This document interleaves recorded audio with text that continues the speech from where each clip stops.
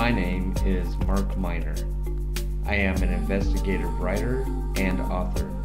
In my travels, I've investigated many people and places. Watch as I seek out stories that are typically outside of the box of normal. I am the Seeker. Hi everybody. So we're here at the Tualatin Hills Natural Park. Yeah. And I'm here talking to, do you want me to use your name? Lady Ann. Lady Ann, which is very fitting for her. She's very classy.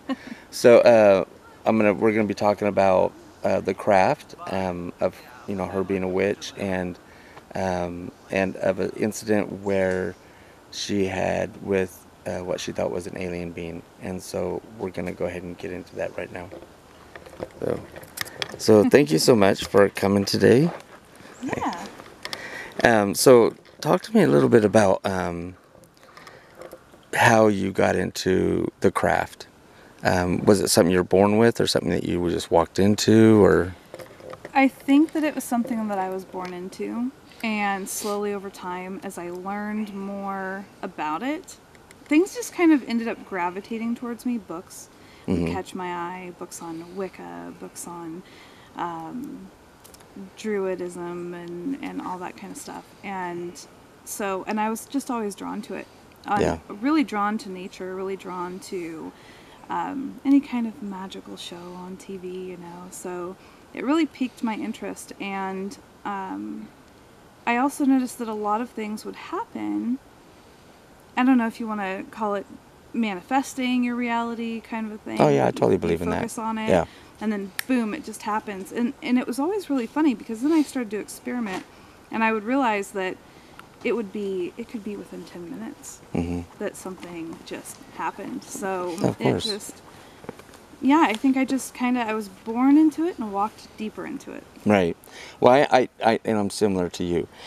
So as a child, although I was a typical boy and believed in superheroes, I was more into the whole, I wanted to be like those warlocks and witches on TV and, just conjure things up. Yes. Not that that'd be so like powerful, not in an evil way. Right. But, to make good in the world. But I was always drawn to nature, like in a setting such as we're in, outside of being on a sidewalk, on a table at a Starbucks. Yeah. So I get where you're coming from and how you just walked into it. How do you apply that now in your life? Gosh. I know there's probably so many different ways. There really is. There's a lot of different ways. I may do full moon intention. Like, there's this really cool wish paper. So you write out your intention on it, and then you light it on fire, and it will lift up and then just dissolve, which is really neat, really neat. So I try to work with the moon, candle magic, let's see, a lot of cooking. I do a lot of that with cooking. Yeah. So I'll be making a certain dish, and you're putting in certain intentions with that, and then it's full of luck or happiness or love, and there's even,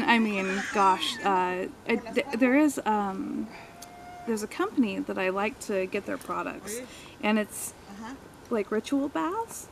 So if I'm wanting to be successful, if I'm wanting to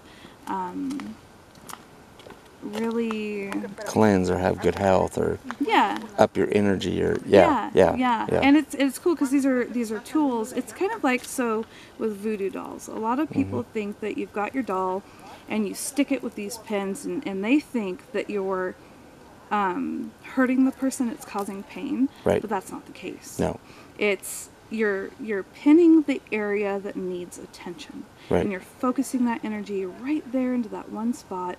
And it can be used for healing. Right. So. And Hollywood, on that voodoo doll thing, Hollywood makes that where people believe that crap. Yeah, I know. Yeah. So I once had a person living in my home who was bad energy. Gave the whole place just bad. And my brain is locking up on me. And I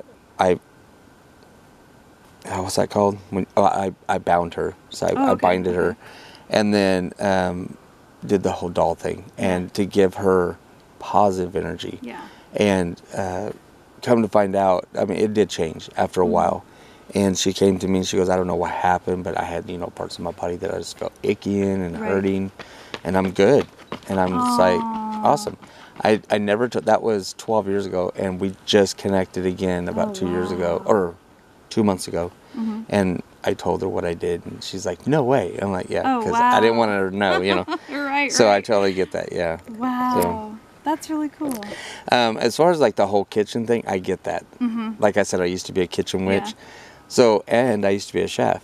Nice. So when I was at work or I'm at home, like last night, we made lasagna from scratch, and me and my roommate, and in my kitchen, I don't just go in there and cook and just go and cook. Right. We turn on music, we laugh, we have a good time, because when you consume that food, all that energy went into that food. Yes. And it just makes you happy. It does. Food is a tool of finding that nice, warm, gooey spot about yourself. And obviously you can tell I'm a foodie.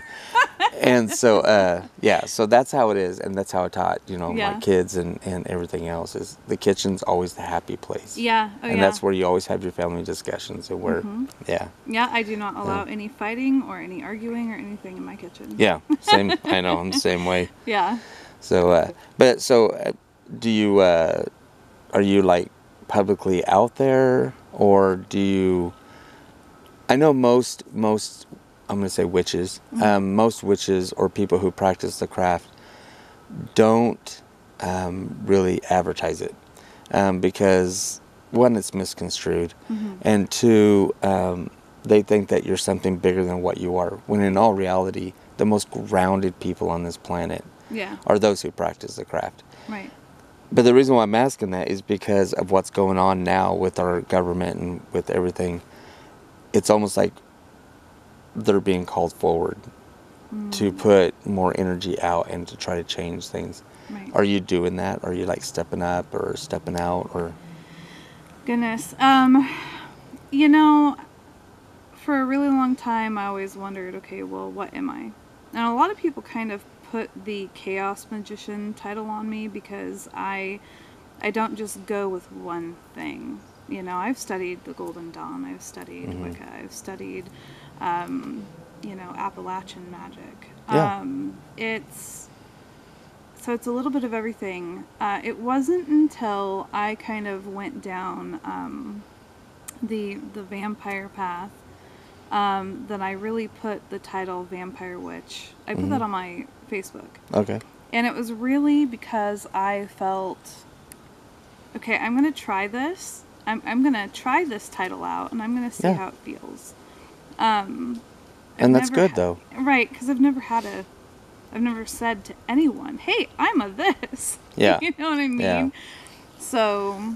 Well, and in a sense, what you're talking about is, I'm trying to find a way of showing a parallel to that, is Christianity. Right. Most people don't just come out and go, Baptist, they will test different things, am I Pentecostal, am I Catholic, and then they find something that fits them, but they don't stay. Nobody ever does in religious beliefs. If you want to use that as a blanket, they tend to say, okay, this led me to this led me to that led me to this. So also the thing with you finding your niche and growing with that,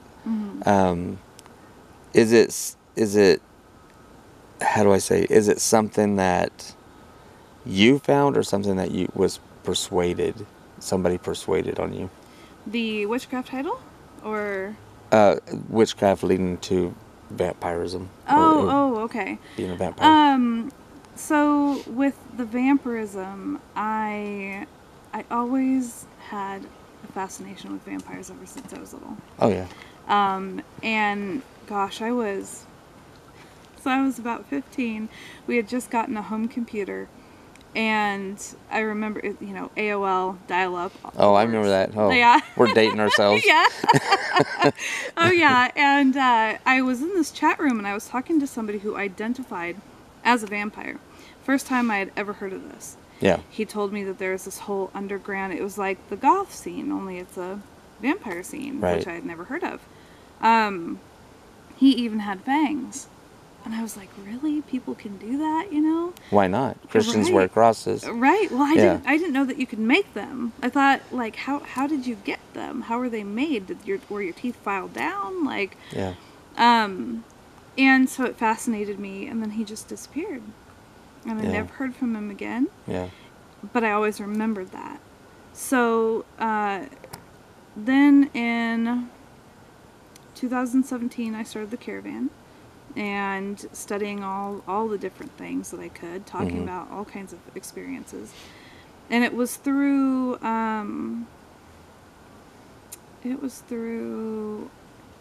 Varla Ventura was on a podcast, and I can't remember which podcast it was, but she had made mention of Father Sebastian. So then I looked him up, found out he was a fangsmith, and I was just like, oh my gosh, I can't believe that this could actually be a reality. Like, I could actually have fangs.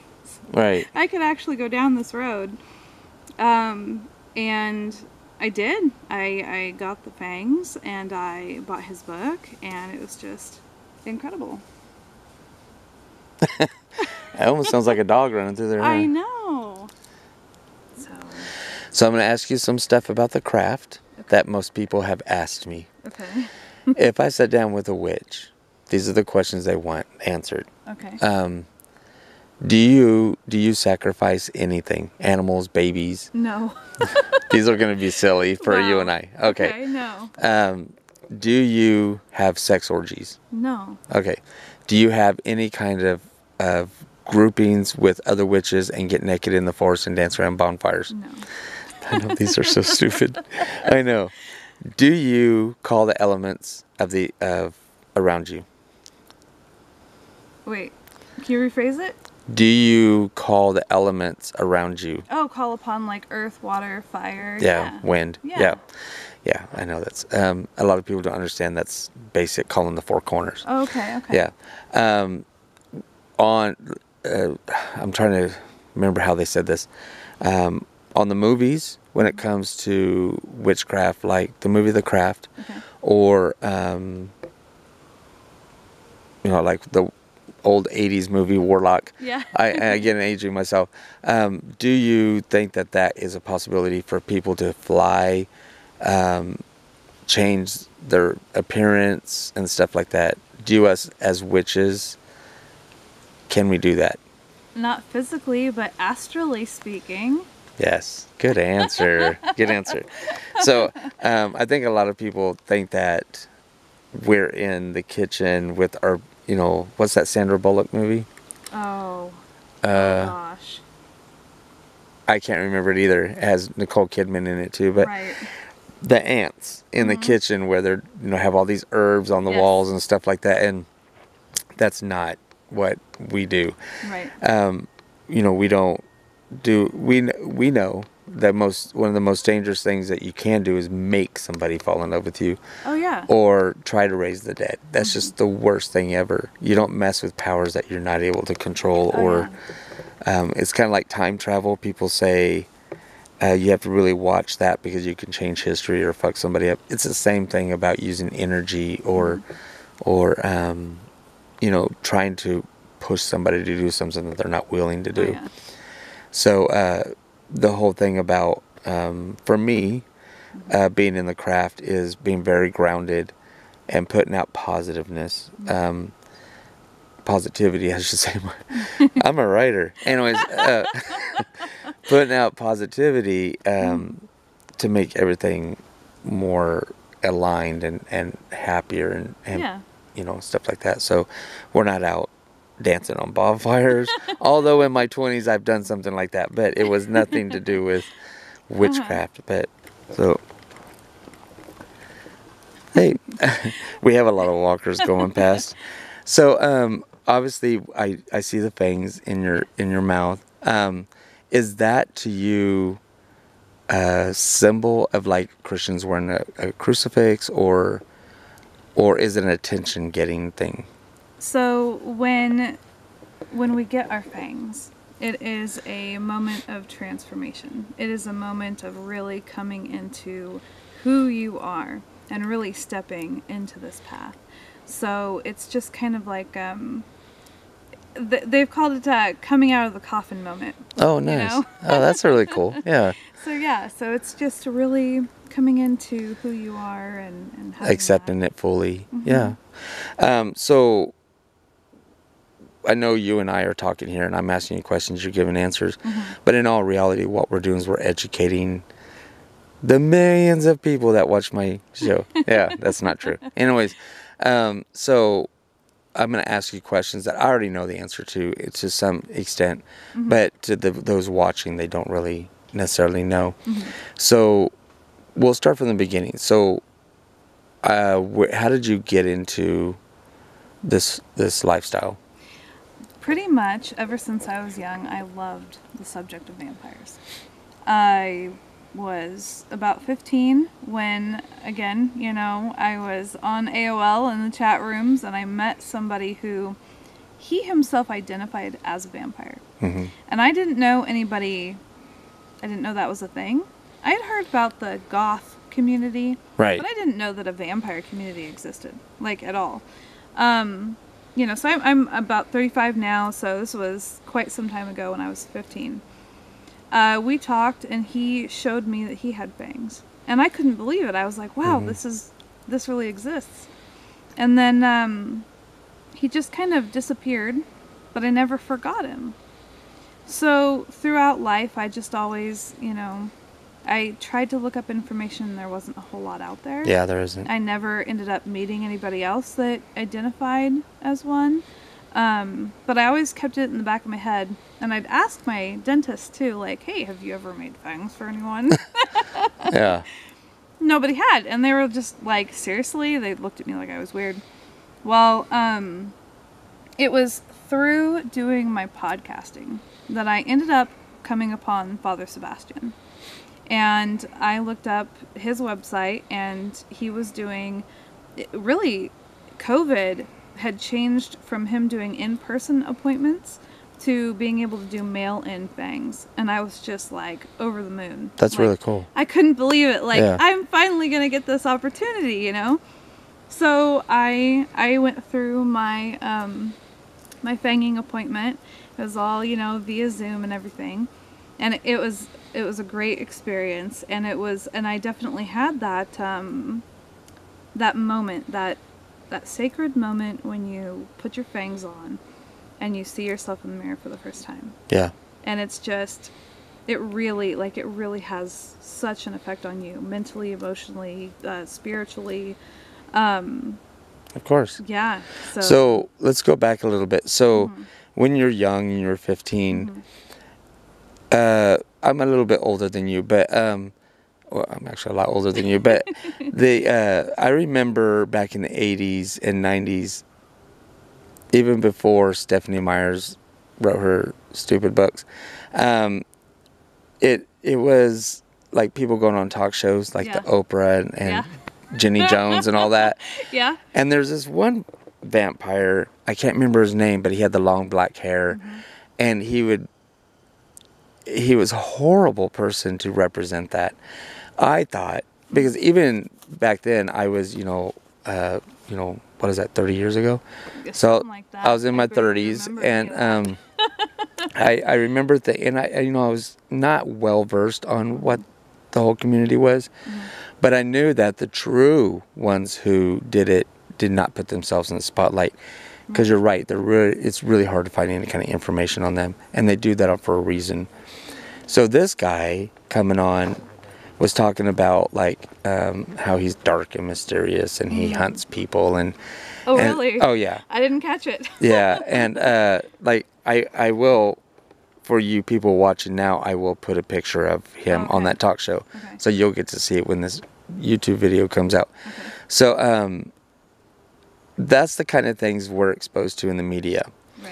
So what I want to do is I want to expel the stereotype, you know. So I'm going to ask you some questions. And so when you were 15 and you saw that with the horror movies and stuff like that, I think, I mean, tell me if I'm wrong, it was almost like you watched that and you thought it may not be accurate, but there's something to it, and I want to know. Oh my gosh. I mean, I knew that it's not accurate. You're not living an eternal life. You're not staying young forever. Right. But there's a scene in Interview with the Vampyre, which is my favorite movie. Yeah. The movie that ruined Anne Rice.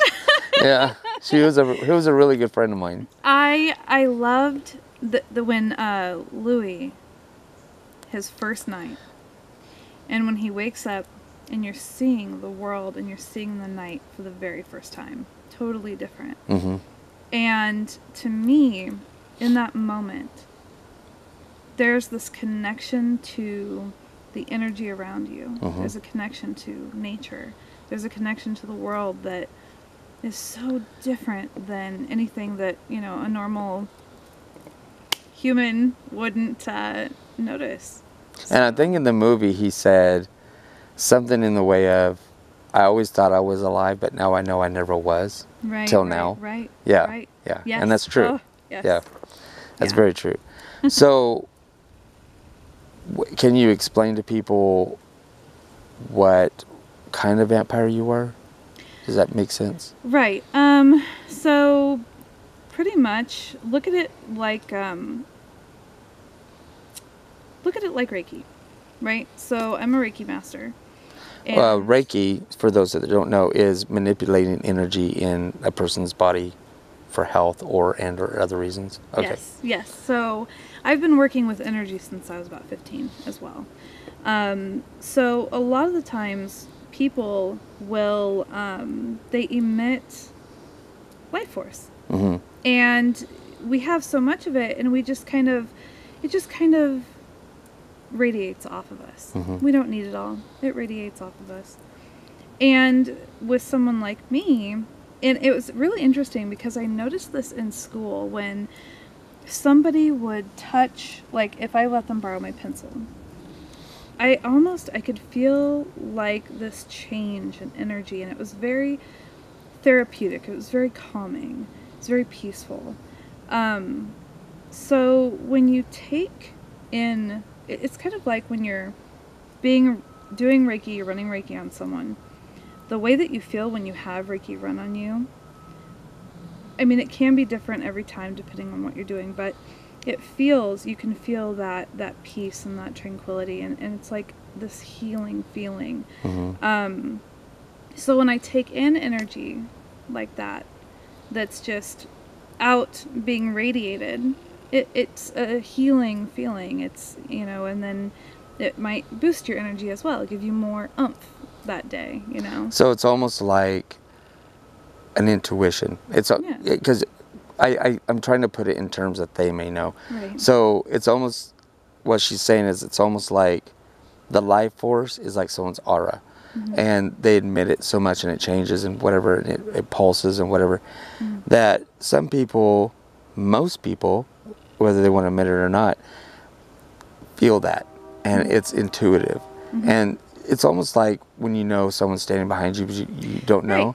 Or if you go into a crowd and you go, that, I don't know why, but that's not a good person. Mm-hmm. You feel that. Mm-hmm. Then there's those people you're attracted to, and you don't know why, because it's not someone you're normally attracted to. Right. You just get a feeling. Mm-hmm. And that's what you're talking about with the life force and that energy that they emit. Right. They emit it, and the thing is look at it like steam, right? So you're a pot of boiling water, right? And if you lean your head over it and you kind of breathe it in, you're breathing in that steam into you, into your being. Right. So you can take that energy into your being. Yeah. And then, you know, and it can be, like I said, it can be healing, it can be energizing. Right. And so I know there are energy vampires out there. And I've actually met a few before I started this whole YouTube series. And I had to walk away from them because they didn't they didn't do it in a very positive way. Like they purposely tried to take that from you to feed themselves. That's not good. I mean, it's good to take a little, but it's also good to give a little. So it's an exchange.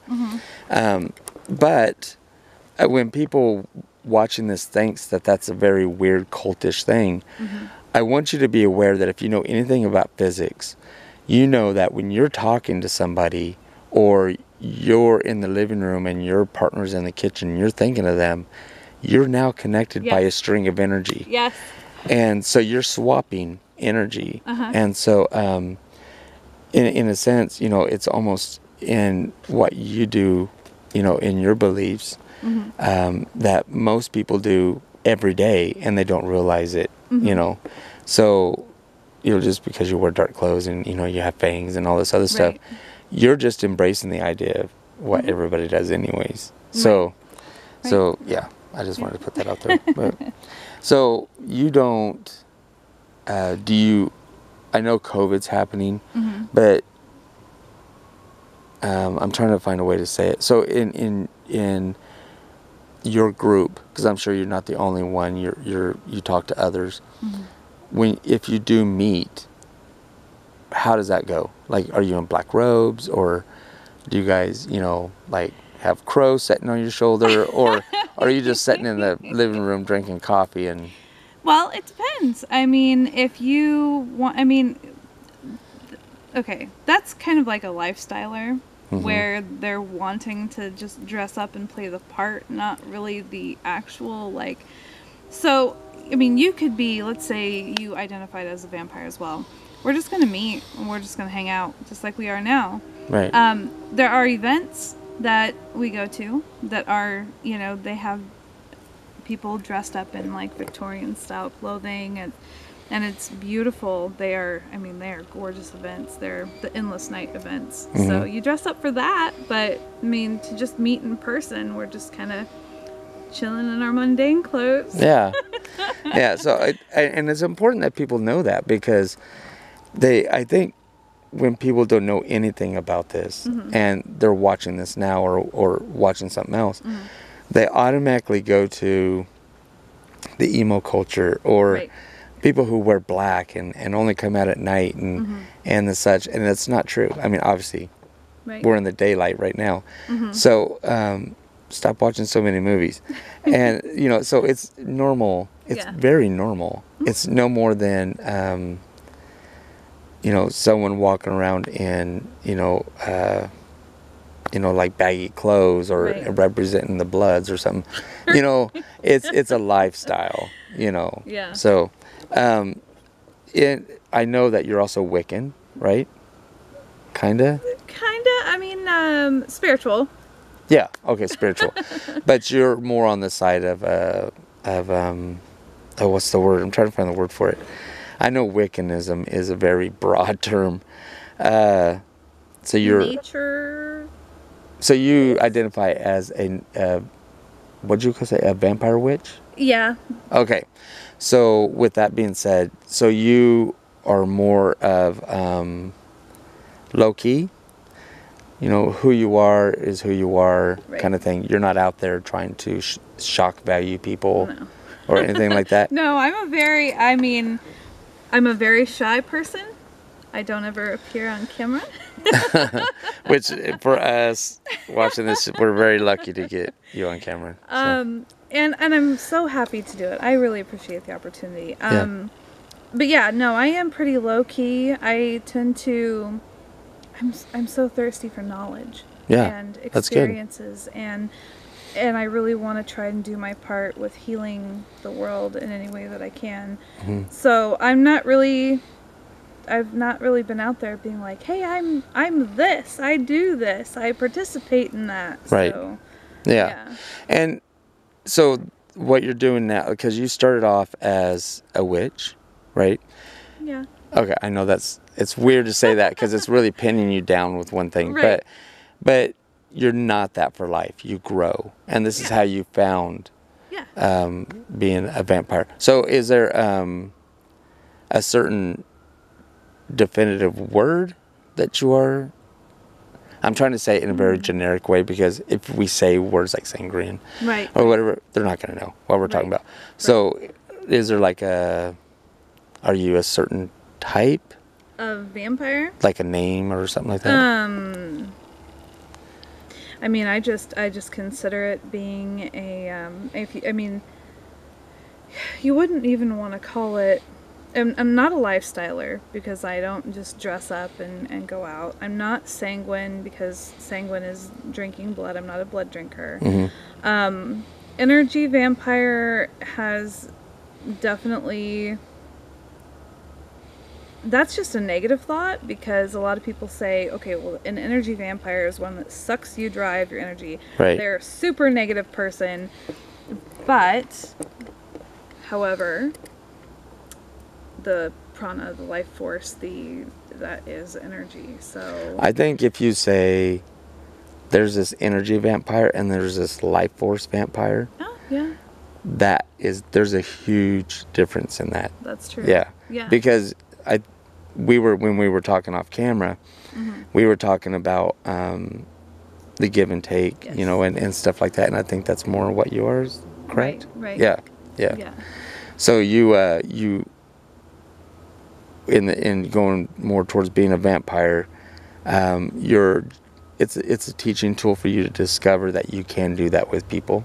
Is that correct? Yeah. All right. So how many people do you normally associate with that is the same as you, Oh my goodness. or somewhat close to you? I mean, there are so many people in the community. I mean, I have such an array of connections online. I mean, I don't know anybody in person. I've not gotten to meet anybody like I'm getting to meet you right now. But I'm not a vampire, Right. so I'll tell you that. Right. Yeah, maybe later. I don't know, but yeah. Yeah, no. So there's a lot of people that I do talk to online. So Okay. And that's pretty much. I mean, it's kind of has to be that way nowadays. it does. So, but that's where you are learning, and Yes. so. Can you talk a little bit about that? Like, is there like classes or they just put you in situations, or? No, so Father Sebastian has a book out called The Black Veils. Okay. And you can find that, it's vampyreum.shop, and he puts on classes that you can find on Eventbrite. You just type in Father Sebastian, and there's all kinds of classes that talk about what this is and what it is not, and all that. Oh, nice. Yeah. So does your family know that you're a vampire? I mean, I know you have kids. right. So They're cool and they're into it. They acknowledge it. They, because we're all in a small house, so they know everything that I'm doing, between identifying as a vampire to being the hostess of the caravan, running KPNL, and they're just all like, "Hey, cool, Mom," and they go off and do their own thing. As for my folks, they don't care. Oh. They don't even think about it. Yeah. So. Before I forget, do you want to give your link, so people can actually Sure. watch your podcast and Yeah, stuff? so you just type in the Caravan Library of Lore in Google, and it'll just immediately come up. We're on YouTube, on Facebook, Twitter, Instagram, and it's all just Caravan of Lore. KPNL, same thing. It's kpnl-db.com Oh, yeah. for the website. And again, Facebook, Twitter, Instagram. And then if anybody wanted to find me on Facebook, I'm under you can find me a Lady Ann, but Ann Celine. Yeah, Facebook. so I think it is Lady Ann Celine. I think so. I think that's what I have you. Yeah. Because we met through Facebook. Or was it through Nishi, or was it through Facebook? Nishi told me about you, and then I Googled or Facebooked your name. Oh, okay. And then I Okay. found you because you guys were friends on Facebook. Yeah. So, And in life, and we were going through the whole production thing, but right. okay. So anyways, back to the topic. But so where do you expect to go with this? Is there like a high priestess or something, or is it just? I just plan to right now. I plan on just staying a student. Mm-hmm. I mean, I'm an eternal student with everything. Yeah, So, I like that. yeah, Yeah. it's important. So yeah, I just want to learn right now. Yeah. Yeah, that's good. Yeah. And that's good. You just leave your options open. Yes. That's really good. I like the fact that you said you're a lifetime student or just will always be a student. Knowledge, nobody will ever know everything. Exactly. So you're always learning something. Yes. I always told my kids, I'm like, are you going to college? And I had a thing with them is if you go to college, I go to college. So I hold like 4 different degrees. Wow. But so I always remember life is college. Yes. You're never going to stop Yes. going to school. So get used to it. Yeah. You know, you can be a high school dropout, but you're still going to keep going. Exactly. Yeah. So what message do you want to give to people about the vampire culture that you think would be in the best light? You know what I mean? Like, I don't want them thinking that you're running through forest and biting deers in the neck Right. or something like that, you know. So something that would take that negative aspect away. Because I think it's important that, Right. yeah. Well, we are just like everyone else, just like you, just like your neighbor. We're family, we're friends, we're grandparents, we're children, we're just, I mean, we're regular people. Gosh, that's a hard one. I think that's really good. So do you consider yourself being in a cult? No. Why? I don't really. Does anybody force you to live a certain way in this? No. If to me, my opinion of a cult is where you're like, you are living, breathing, eating part of this community, and you've got your blinders on. Right. I am all over the place. Right. I mean, I'm all over everywhere. So I may have a foot over here in this community, and I'm learning over here, but then I've got a finger over here and a foot over there. So, I mean... So your teachers allow you, they don't try to manipulate you and force you to take certain, learn certain things or go through initiations or anything like that. They just allow you to learn at your own speed and yeah, they're stuff like, that. hey, we've got this class. If you want to take it, cool. If not, cool. Yeah. Message us if you have questions. If not, cool. So. Because I think society sees that when somebody says that about themselves, that they're in a cult or an underground community. I know when I lived in Chicago, there was underground clubs. Right. I even went to one in Seattle. I walked into it not knowing that's what it was. And it's a little freaky at first because things glowed that should not glow and stuff. And I just kind of let my defenses drop. And they were actually great people. Yeah. And we partied quite, good. But anyway, so... yeah, so you're not in a cult and you're not in some underground club. You don't meet in caves or nothing like that. You're just a normal person. Yeah. Yeah. See, and I'm glad that they know that. So, but there is a good side to everything and a bad side to everything. Right. So, I think, we talk about the good things. We should also touch on the bad. So there are vampires out there who do bad things, such as the energy vampires who do think they have to go around sucking the energy out of people, or those who do drink blood. I'm outside of the medical reasons, because there is a medical porphyria that people do suffer from, that they have very white or low white cell counts and they have to get transfusions. I am talking to a family of vampires, I do that in quotes, people, who, it's a mother and 3 sons who do suffer from porphyria. The husband doesn't. And they stopped getting transfusions because people stare at them, because porphyria does change the way you look. It's a disease. And, it makes the lips curl up where it looks like you have fangs, and it makes you very white, and you're actually allergic to the sun. And stuff you don't burn, but you get rashes and stuff. So they actually go online and ask for volunteers to give blood, and those people are tested. And so the neighbors know something weird's going on. But all this mother's trying to do is protect her son. She doesn't care about herself. So I'm going to be doing an interview with them as well. But that's the medical side of it. But on the spiritual side of it, there are those that don't represent this very well. And that's true, right? I am not versed with any of that. I will say that. Number two, a lot of the energy vampires that are negative Nancy's, basically, they don't know that they're doing it. Because to me, when I see those people, I think that they're just a very unaware person in general. So they're stuck within their pain story. And that's a good way of saying it. They end up, would it be subconsciously taking, you know, to where, you know, they make you negative and then you emit whatever and then they take it in. And sometimes even elderly, when they're low on energy, and you can walk into a room and feel drained. This is a subconscious thing. They don't know that they're doing it. Yeah. So well, and that's a lot of people. Yeah. You know, like those who are watching, have you ever been around somebody that just, God, they just tire you out? Yes.